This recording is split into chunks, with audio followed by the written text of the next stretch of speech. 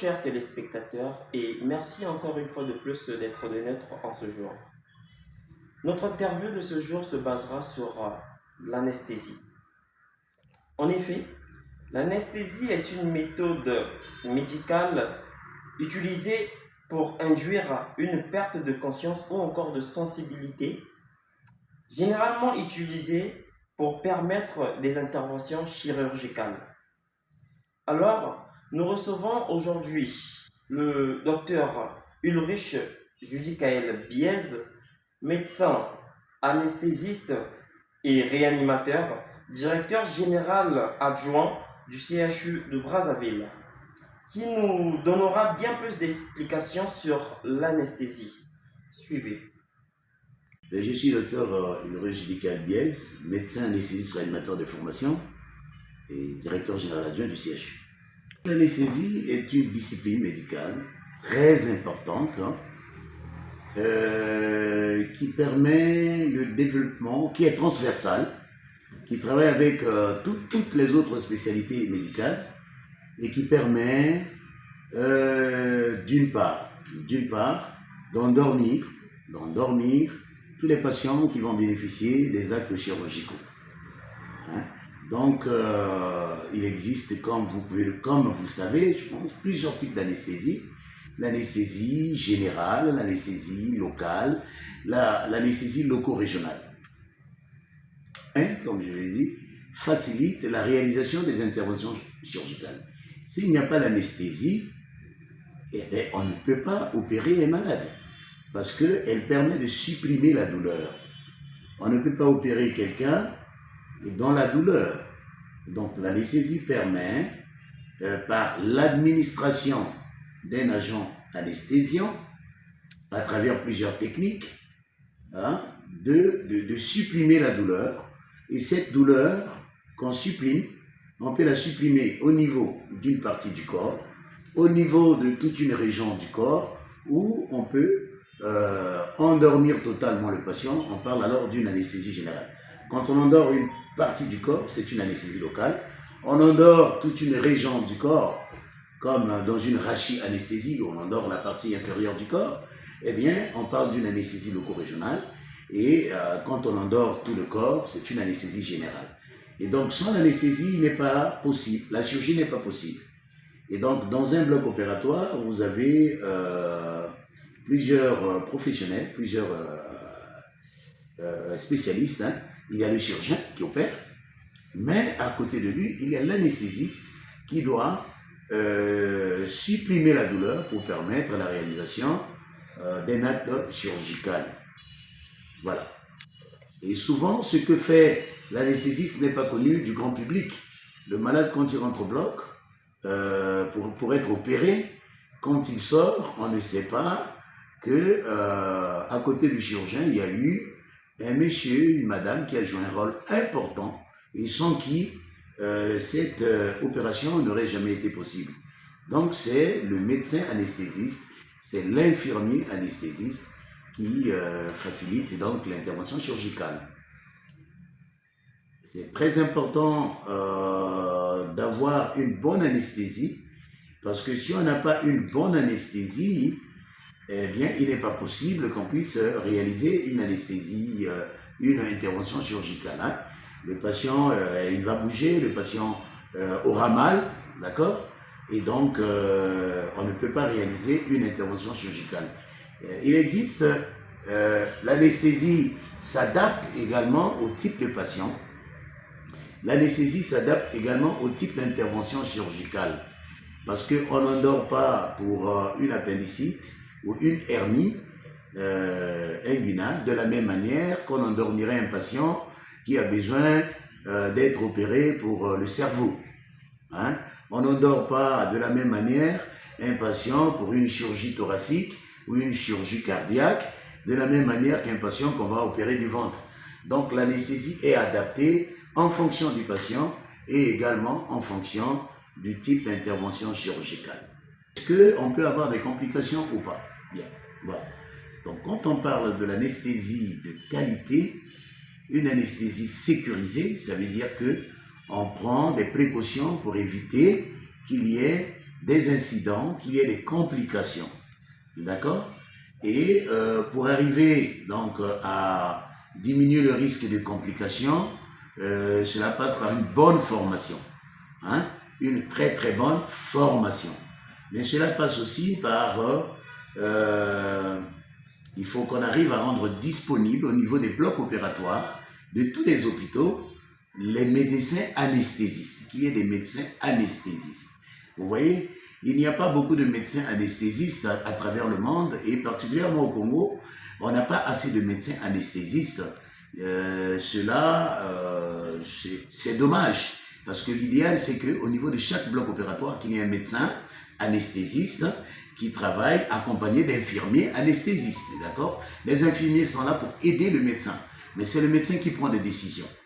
Hein? Quand on arrive à faire comme ça, à médicaliser l'anesthésie, eh bien, on arrive à minimiser de manière considérable les complications, d'accord?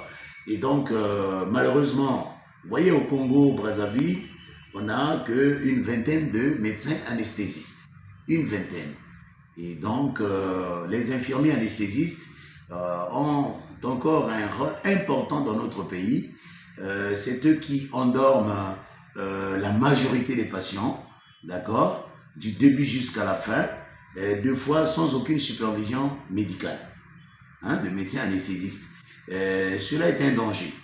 Cela est un danger. Et donc, le défi qui est le nôtre, c'est de former davantage de médecins anesthésistes pour qu'on arrive à voir au niveau de chaque bloc opératoire, partout là où on opère des gens, on opère des patients, qu'il y ait la présence obligatoire d'un médecin anesthésiste. Quand on a fait comme ça, eh bien les complications dont on parle deviennent rares, deviennent difficiles, et même quand il y a des complications, le médecin sait comment les prévenir et il sait comment les prendre en charge de manière à ce que le patient ne puisse pas avoir des séquelles, ne puisse pas avoir des dommages. Et donc, on parle alors d'une anesthésie de qualité, d'une anesthésie réalisée en toute sécurité. C'est très important. Un message particulier à donner, c'est d'abord à l'endroit des autorités. À l'endroit des autorités, c'est de s'intéresser à l'anesthésie, de s'intéresser à la question de l'anesthésie. Vous voyez, on ne peut pas parler de la sécurité du patient opéré si on n'a pas réglé la question de la sécurité anesthésique. Mais on ne peut pas arriver à la sécurité anesthésique si on n'a pas assez de médecins anesthésistes pour faire de telle sorte que même ici les infirmiers devraient endormir la plupart des patients, mais que leur action soit encadrée, soit supervisée par un médecin anesthésiste. Donc là, il y a une vingtaine de médecins anesthésistes dans tout le pays. C'est insignifiant. On doit faire de telle sorte que au niveau de chaque hôpital, qu'il y ait un médecin anesthésiste. Au minimum, un médecin anesthésiste. L'idéal serait qu'ils soient nombreux. Qu'ils soient de 5 à 10 en fonction de la taille de l'hôpital. Donc, c'est de former, demander aux autorités de s'intéresser à la question de la sécurité des patients opérés et de former davantage de médecins anesthésistes.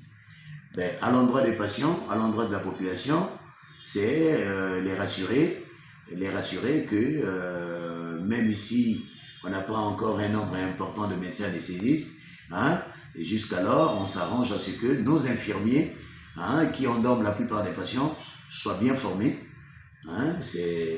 qu'ils soient bien formés, et au niveau des grands hôpitaux comme le CHU, comme ACC, comme Mandili, on s'arrange à ce qu'il y ait un médecin qui puisse superviser l'action des infirmiers anesthésistes. Donc c'est les rassurer et leur dire de ne pas avoir peur de se faire opérer.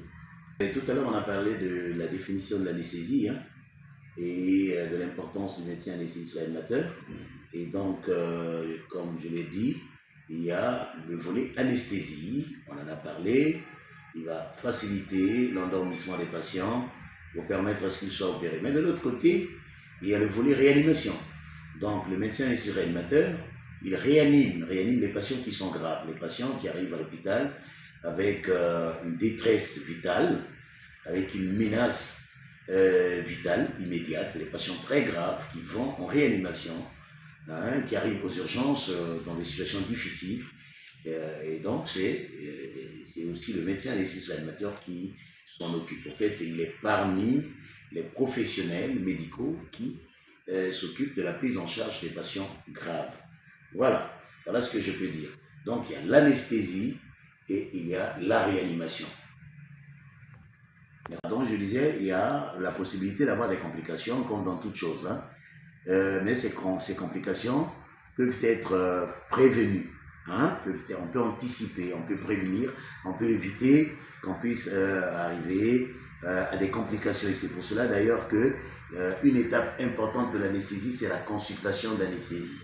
Hein? La consultation d'anesthésie qui a lieu à distance de l'intervention qui nous permet de déceler le risque anesthésique. D'accord? Alors les complications peuvent être en rapport avec le patient. Là, les problèmes de santé qu'un patient ou un autre patient peut avoir. Les diabétiques, c'est insuffisance cardiaque, et ainsi de suite. Donc le terrain. Hein? Mais il y a également la spécialité chirurgicale. Est-ce qu'on opère le cerveau? Est-ce qu'on opère les poumons, le thorax? Est-ce qu'on opère le ventre? Ainsi de suite. Hein? On parle d'anesthésie pour le premier cas selon le terrain et pour le deuxième, anesthésie selon la spécialité chirurgicale. On peut aussi avoir des complications en fonction du type, en fonction de la technique anesthésique utilisée. Est-ce que c'est une anesthésie locale? Est-ce que c'est une anesthésie loco-régionale? Ou est-ce que c'est une anesthésie générale? En fonction de la technique utilisée, on peut aussi avoir des complications. Et enfin, en fonction des drogues, hein, en fonction des agents anesthésiants utilisés, on peut aussi avoir des complications. Voilà. Donc, il y a toute une panoplie de complications. On ne peut pas s'étendre pour en parler ici, mais il y a risque d'avoir des complications en anesthésie et c'est pour cela que la maîtrise de la pratique anesthésique est vraiment indispensable. Merci d'avoir été nombreux à le suivre et nous espérons que cette rubrique a permis à tout un chacun de savoir ce que c'est réellement l'anesthésie. Et donc nous vous disons à la prochaine.